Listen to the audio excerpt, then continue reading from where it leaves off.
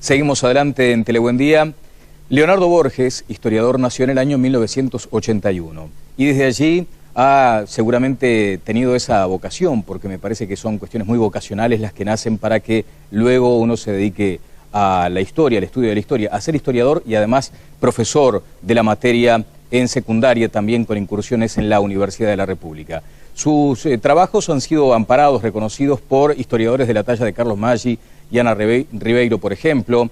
En 2005 publicó su primer trabajo, Cuál retazo, que obtuvo en el 2006 el premio Bartolomé Hidalgo, el más importante que se entrega aquí en nuestro país. En el año 2000 obtuvo el primer premio en el concurso nacional a propósito de los 150 años del fallecimiento de José Artigas. Convocado esta mañana para hablar, entre otras cuestiones, de asuntos que siempre han estado en el debate. ¿Cuál es la fecha en la que deberíamos los uruguayos, por ejemplo, celebrar nuestra independencia? Y además esta cuestión que lanzó la presidenta argentina Cristina Fernández, diciendo una vez y reiterándolo días más tarde, esta cuestión de la nacionalidad de Artigas, el Artigas argentino, el Artigas porteño, el Artigas federal. Vamos a ver lo que decía Cristina Fernández de Kirchner. Otra vez la polémica quedó instalada en ambas márgenes del Río de la Plata. Es que nuevamente la presidenta Cristina Fernández habló sobre la nacionalidad de Artigas. Durante un acto en la localidad de Pilar, la mandataria pidió contar la historia como realmente fue. La banda oriental del Uruguay, que hoy es la República Oriental del Uruguay, no forma parte del gran territorio de la Patria Grande, porque en el año 13, cuando se hizo la asamblea del año 13, el triunvirato encabezado por Serratea. Acuérdense cuando les enseñan Serratea en el colegio, chicos. Serratea fue el que le prohibió el ingreso a los diputados de Artigas, que querían venir a formar parte de la Argentina. Artigas murió. Artigas, un héroe tal vez desconocido para muchos argentinos, pero un gran héroe como San Martín, como Belgrano, como Bolívar, que quería la Patria Grande. Artigas murió diciendo, yo, encabezaba su testamento, yo, Gervasio Artigas, argentino, nacido en la banda oriental, porque siempre quiso ser argentino, y no lo dejaron. Pocas horas después que este discurso llegara a los oídos de los uruguayos, las redes sociales estallaron. Expresiones como la de María Gomenzoro, alguien que le explica a Cristina que Artigas no quería ser argentino y de paso un par de clases de historia. O como la de Javier Suárez, no podemos decir que Artigas quería ser argentino cuando Argentina no existía. O Juan Irigoyen, que tuiteaba que el problema es que para Cristina Fernández da lo mismo apropiarse del mate y del dulce de leche que del general José Artigas. En la cuenta de Infobae en Twitter ya se titulaba Polémica sobre el supuesto testamento de Artigas que leyó Cristina Fernández. En uno de los Facebook del Centro Montecarlo de Noticias, decenas de televidentes opinaron, en la mayoría de los casos repudiando lo que aseguró la mandataria argentina, algunos incluso con mucha ironía. Bueno, estábamos viendo el último libro del que les vamos a hablar más adelante, de Leonardo Borges, de Leo Borges, Sangre y Barro, pero en principio agradecerle muy especialmente estos minutos. Leonardo, buen día, ¿qué tal? Buen día, muchas gracias. Al contrario, me parece que además estas cuestiones de los debates, de las polémicas, son buenas para reverdecer esa vocación, porque me imagino que hay mucho de eso, del historiador, ¿no? Y su disciplina. Yo siempre digo lo mismo, en general la historia tiene poco marketing en los gurises, ¿no? En los más jóvenes, pero cuando uno se pone a hablar de historia, le gusta a la gente. Entonces creo que ahí estamos haciendo mal el trabajo a veces, tal vez los profesores.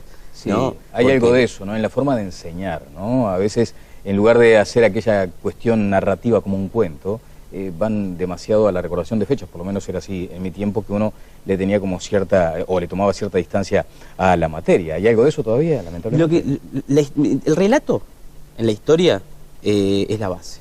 ¿Tá? Y en los años 90 hubo toda una política, ¿no? Un movimiento para quitar el relato de la historia, ir más al tema de causas, consecuencias, ¿no? Lo político, lo económico, lo social, dividirlo, etcétera, que es muy aburrido, ¿no? Está muy bien, es cierto que uno tiene que tener de alguna manera la realidad y parcelarla para poder comprenderla, pero es obvio que tiene que utilizar el relato. Claro. Bueno, joven, un historiador joven, decíamos hoy, a veces casi que puede parecer una contradicción. Y después surgen algunas cuestiones de tu trabajo reconocido por Carlos Maggi, por Ana Ribeiro. Debe ser como que te instalen una medalla y un compromiso. Y sí, es difícil. Yo con Carlos Maggi escribí 2 libros. Sí. desde Artigas a nuestros días y desde la Revolución de Independencia, de Colón a la Revolución de la Independencia, hace ya unos cuantos años. Y de alguna forma es un compromiso, ¿no? Pero te ayuda, claro, obviamente, ¿no? Claro. De alguna forma yo conseguí mi primer trabajo con 18 años porque Ana Ribeiro le habló con Maggi, por ejemplo. Claro. Porque yo a Ana le dije, necesito trabajar, claro, quiero escribir, es lo que me gusta. Yo recién empezaba a dar clase. Dije, no, yo quiero escribir, y bueno, a partir de ahí, en un tema bastante largo, ¿no? Porque yo egreso en el 2002 y recién publico en el 2005, ¿no? Todo un trabajo de investigación y de conexiones también, bueno, fueron generando que me abocara a dar clase y a escribir. Y bueno, y dejé de lado tal vez el tema de hacer un doctorado o una maestría. Bueno, pero tenés tiempo, ¿eh? Sí, claro, sí. Digamos que en alguna medida estás empezando en estas cuestiones. Sobre lo que dijo la presidenta argentina Cristina Fernández, un primer comentario, porque allí, por ejemplo, se mencionaba además la existencia de un testamento, que es algo que está muy debatido como documento real. Sí, yo creo que hay que poner las cosas en su debido lugar. A ver. Por un lado, el tema del testamento, nunca apareció ese testamento, ¿no? Y la historia es una disciplina que se basa en documentos. Entonces, si ese documento no existe, de alguna forma uno tiene que tratar de buscar de dónde salió ese testamento o esa idea del testamento. ¿Y de dónde sale esa, digamos, suposición? Sale de un problema historiográfico que a veces sucede. Por ejemplo, si un historiador del siglo XIX coloca en su libro, ¿no? Que fulano de tal es un ladrón, por ejemplo, pero no cita ninguna fuente, pero es un historiador muy importante. Eso se va repitiendo a lo largo del tiempo y llega un momento en el cual uno pierde la perspectiva de que no hay un documento detrás de eso. ¿Tá? Pasa, por ejemplo, con el alzamiento de Casablanca, el primer alzamiento supuesto que hubo en la Revolución Oriental antes del Grito de Ascencio. Hay todo un tema y un trabajo riquísimo de Javier Rica sobre el tema de que para él no existió. Creo que es una discusión que tenemos que volver a dar. Pero el tema es, lo que dice Javier Rica, por ejemplo, con el tema del levantamiento es, esto aparece dicho por un historiador, pero no aparece un documento atrás. No está documentado. Pero llega un momento en el cual esa especie de teléfono descompuesto de la historia, porque hay teléfono descompuesto en los chismes, pero también lo hay en la historia, ¿verdad? Va generando que, por ejemplo, yo lea un libro de historia que cita la cita de la cita de la cita, y yo crea que es cierto.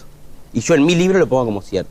Uno debería demandarle en todo caso a una mandataria, a un jefe de Estado, algo más de responsabilidad entonces. Pasa por ahí porque hace una afirmación sobre una especulación entonces. Sobre una especulación.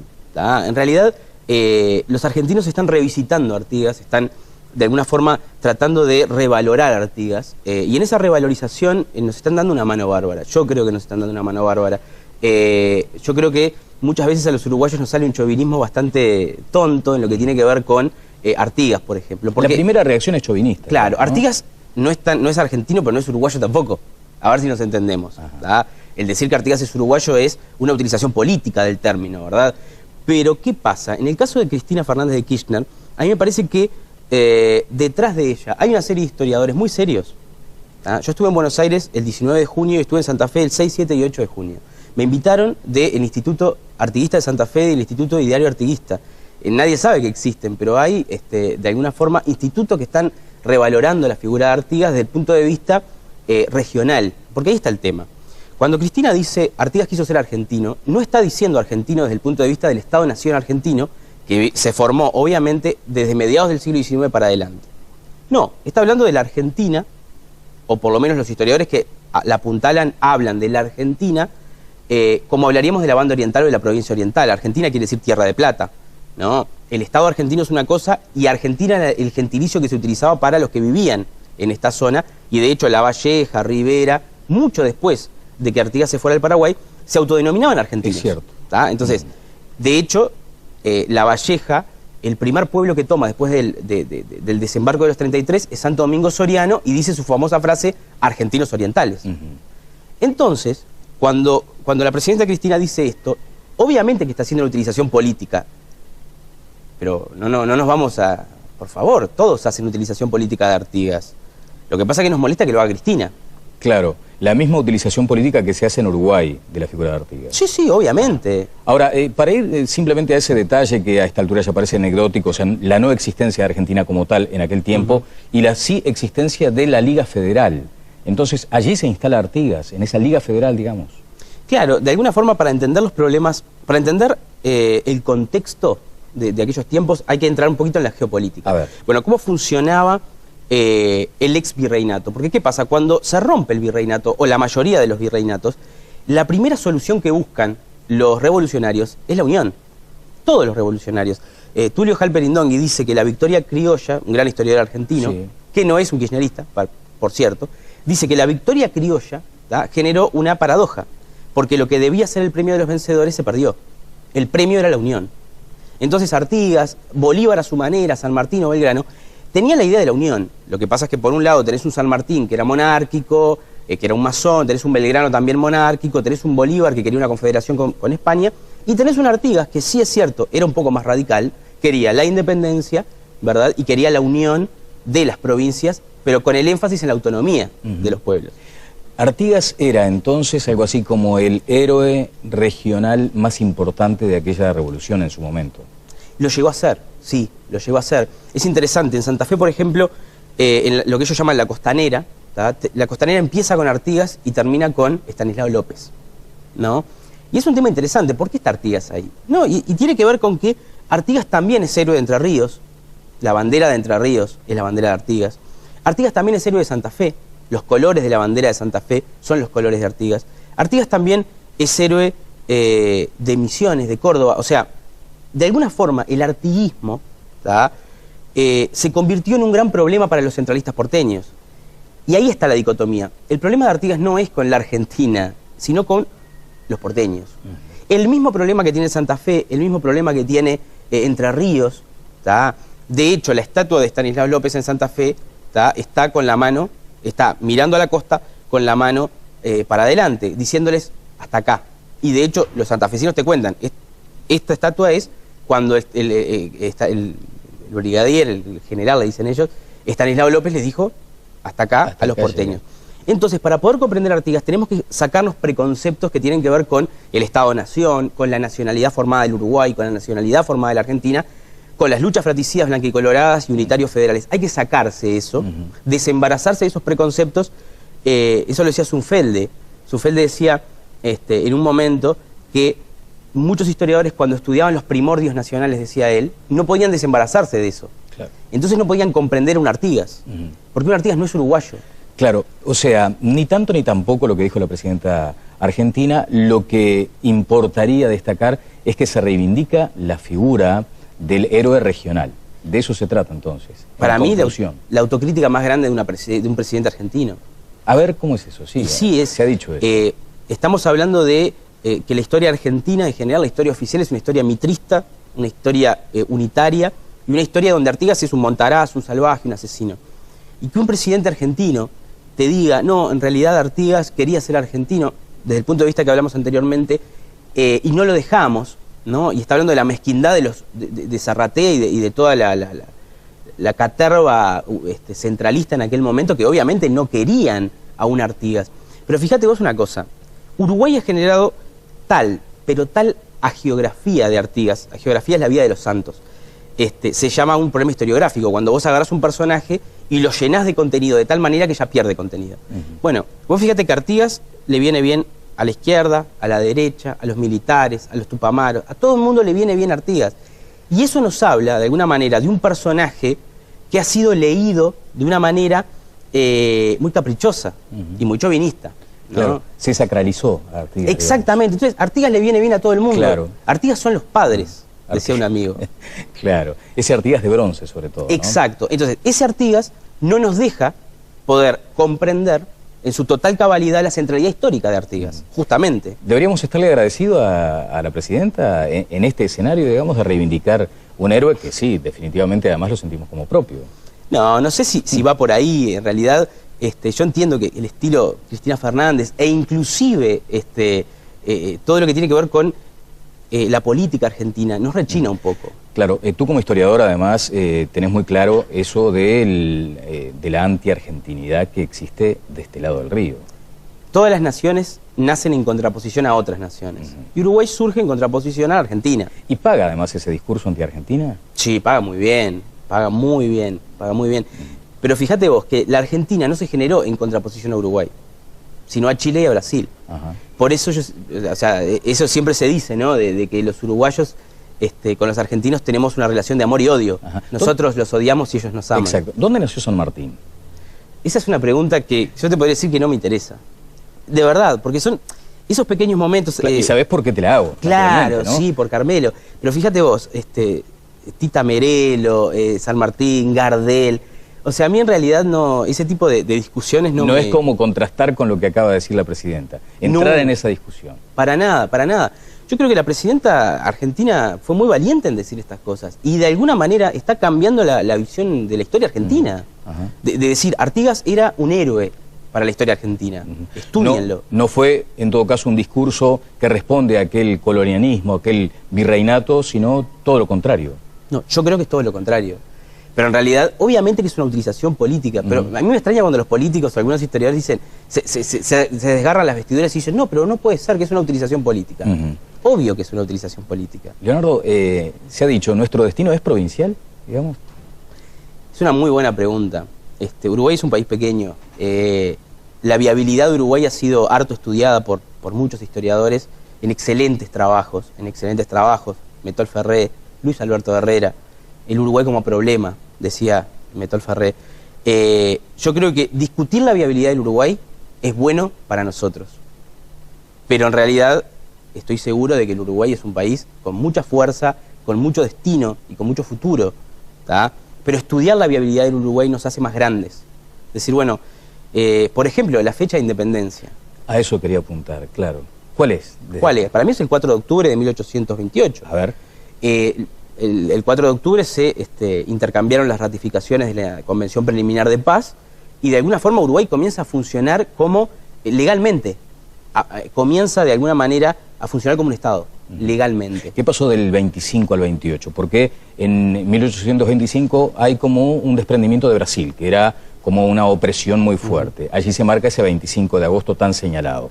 ¿Tú entiendes que más allá estuvo la independencia, pero sin llegar a 1830? No, porque creo que el 28 es el momento en el cual la independencia de Uruguay aparece como una dádiva de Brasil y de Argentina, con obviamente intermediación de Inglaterra, que es muy importante esa intermediación. Inglaterra tenía un imperio informal en todo lo que era la Cuenca del Plata, y a través de Lord Ponsonby y al principio con negociaciones del ministro Canning, de alguna manera van generando un problema, lo solucionan. Y el problema era la guerra entre Argentina y Brasil por la banda oriental, por la provincia oriental, o provincia cisplatina en aquel momento. Y de alguna forma la intermediación de Inglaterra me parece que es lo más importante, ¿tá? Pero eso no quita a que el Uruguay sea un Estado de hecho y derecho hoy en día. Claro. Pero mucha gente cuando vos hablas de esto se enoja. ¿Por qué se enoja?